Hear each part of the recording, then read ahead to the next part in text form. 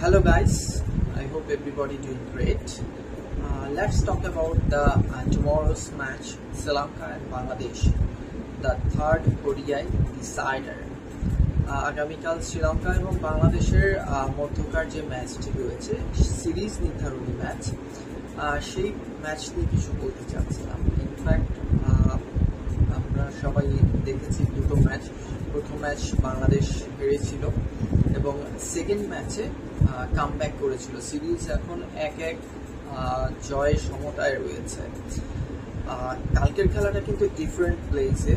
এর আগে দুটো ম্যাচ ছিল প্রেমাদাসা, কলম্বোর প্রেমাদাসা স্টেডিয়ামে খেলা ছিল এবং এই মাঠে যেটা হচ্ছে টস উইন করে যেই দল আগে ব্যাট করেছে তারাই ইনিশিয়ালি ডেতে ম্যাচ উইন করেছে।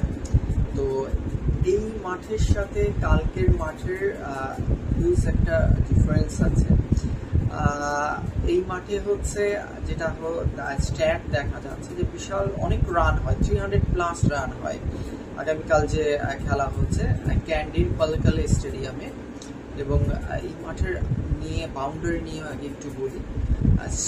অর্থাৎ স্ট্রেট বাউন্ডারি 70 থেকে 75 মিটার লম্বা, আর অন সাইড অফ সাইড 60 থেকে 65 মিটার। ইনফ্যাক্ট অনেকটা লম্বা, একটা পোর্শনে 80 মিটার পর্যন্ত লম্বা রয়েছে। অর্থাৎ স্ট্রেট বাউন্ডারি। বাঙালিরা যেটা সবচেয়ে বেশি খেলে বলারের মাথার উপর দিয়ে বা মিড অফের যে জায়গাটা আছে এই জায়গা দিয়ে বেশি ছয় মারতে। তো এই পোর্শনটা কিন্তু একটু টাফ হবে আগামীকালের জন্য, এতটা ইজিয়েস্ট না। একটা পোর্শন আছে স্কোয়ার বাউন্ডারি দিয়েই অলমোস্ট সব run, maximum majority run try করে ব্যাটসম্যানরা নেওয়ার জন্য 60 মিটার। তো ওই পোর্শনটাই হচ্ছে টার্গেট এরিয়া। হাউএভার মাঠ বড়, তো রানও কিন্তু প্রচুর হয়। তো লাস্ট দুটো ম্যাচের যে স্ট্যাট আছে, আই অলওয়েজ বিলিভ স্ট্যাট, সেটা একটু ডিসপ্লেড করছি। শ্রীলঙ্কা এবং আফগানিস্তানের খেলা হয়েছিল ফাইনালি 2022 সালে লাস্ট। তো 381 রান শ্রীলঙ্কা করেছিল, তার এগেইনস্টে 339 রান করেছিল আফগানিস্তান। 700+ রান হয় এই মাঠে। তো বুঝতেই পারছেন আগামীকালও ঠিক একই হবে। 300 রান আপনাকে চেস করতে হবে, এই মাইন্ডসেট অবশ্যই আপনাকে রাখতে হবে। এই দ্য মিনটাইম তার আগের একটা ম্যাচের কথা বলি, সাউথ আফ্রিকা এবং শ্রীলঙ্কার মধ্যকার হয়েছিল এবং এই ম্যাচটিতে আমরা দেখেছিলাম শ্রীলঙ্কা হেরেছিল। 314 চেস করেছিল সাউথ আফ্রিকা এবং চেস ডাউন করে। এবং সাউথ আফ্রিকান একজন প্লেয়ার রয়েছেন ইব্রাহিম নামে, তিনি 165 রানের একটা ইনিংস খেলেছিলেন। তো মেজরিটি পার্ট যেটা আমরা দেখছি যে কালকের ম্যাচেও টস একটা ভাইটাল রোল প্লে করবে। বেসিক্যালি আমি তো চাই প্রে করি অলওয়েজ বাংলাদেশ টসটা জিতুক, কেন যেন মনে হচ্ছে কালকে শ্রীলঙ্কা হয়তো টস জিততে পারে। তো বাংলাদেশ জিতলে অবশ্যই ফিল্ডিং নেবে, এটা আমাদের জন্য অ্যাডভান্টেজ হিসেবে কাজ করবে। কিন্তু এক্ষেত্রে একটা ডিসঅ্যাডভান্টেজেরও একটা এরিয়া আছে, কারণ আমরা কিন্তু 300+ অর্থাৎ 350, 320+ স্কোর চেজ ডাউনে হ্যাবিচুয়েট না। আমরা রেগুলার এই স্কোরটা চেজ করতে পারি না। তো বা এরকম আমাদের রেশিও খুব একটা বেশি না। 250 থেকে 280 আমরা চেজ ডাউন করেছি, অবিশ্বাস্য হওয়ার কিছু নেই। কিন্তু 300+ চেজ করার যে মন মানসিকতা সেটা এখনো আমাদের ওভাবে বিল্ড আপ হয়নি। আর লাস্ট সিরিজে আমরা যেটা দেখেছি শ্রীলঙ্কার এগেনস্টে আমরা উইন করেছিলাম, কিন্তু সেই টিমের স্ট্রেংথ অনেকটাই স্ট্রং ছিল রাদার দেন দিস টিম। এই টিমটা তো এখনো গ্রো করছে, এই টিম তো এখনো ওভাবে লাইক পঞ্চপাণ্ডবের কেউ নেই, স্টেবল কেউ নেই যে কালকের ম্যাচে কে দাঁড়াবে আমরা চোখ বন্ধ করে বলে দিতে পারি না। কিন্তু ওই টিমটায় আমরা বলতে পারতাম যে এই 5 জনের যে কোনো একজন আপনার ক্লিক করবেই এবং করতো। এবং নিজাস ট্রফি থেকে শুরু করে ওয়ার্ল্ড কাপ পর্যন্ত প্রতিটা ম্যাচে শ্রীলঙ্কার সাথে আমাদের কন্ট্রোভার্সি ছাড়া কোনো ম্যাচ হয়নি। ইনফ্যাক্ট চিন্তা করুন নিজাস কাপের সেই ম্যাচটা, আনবিটেন মাহমুদুল্লাহ রিয়াদ লাস্টে 6 মেরে ম্যাচটাকে জেতালেন নাগিন ড্যান্স থেকে শুরু করে ওয়ার্ল্ড কাপে আসুন টাইম আউটের বিষয়টি, ওয়ার্ল্ড কাপের টাইম আউটের ঘটনাও ঘটেছে শ্রীলঙ্কার সাথে। তো ইন দ্য মিন টাইম অনেকগুলো ঘটনা শ্রীলঙ্কার ম্যাচের সাথে বাংলাদেশের হয়ে থাকে।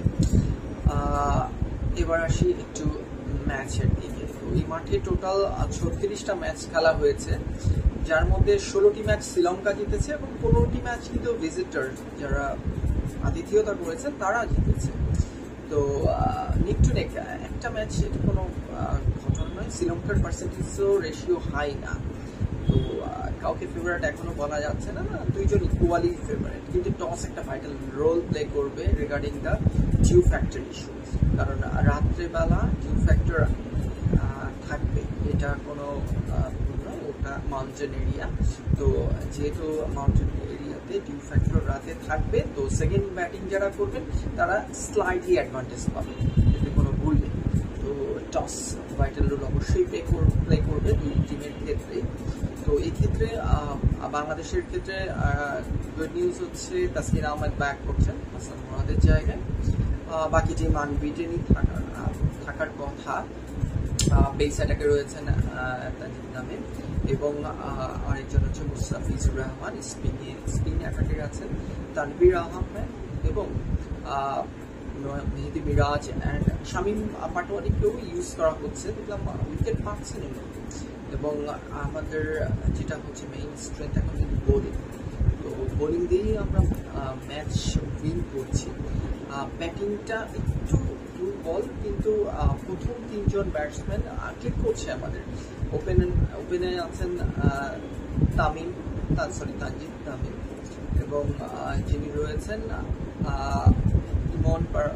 পারভেজ ইমন, এবং 3 নম্বরে রয়েছেন নাজমুল শান্ত, 4 নম্বরে তৌহিদ হৃদয় এবং 5-এ পর্যায়ক্রমে মেহেদি মিরাজ এবং শামীম হোসেন পাটোয়ারি এবং লাস্টলি জাকর আলী অনিক।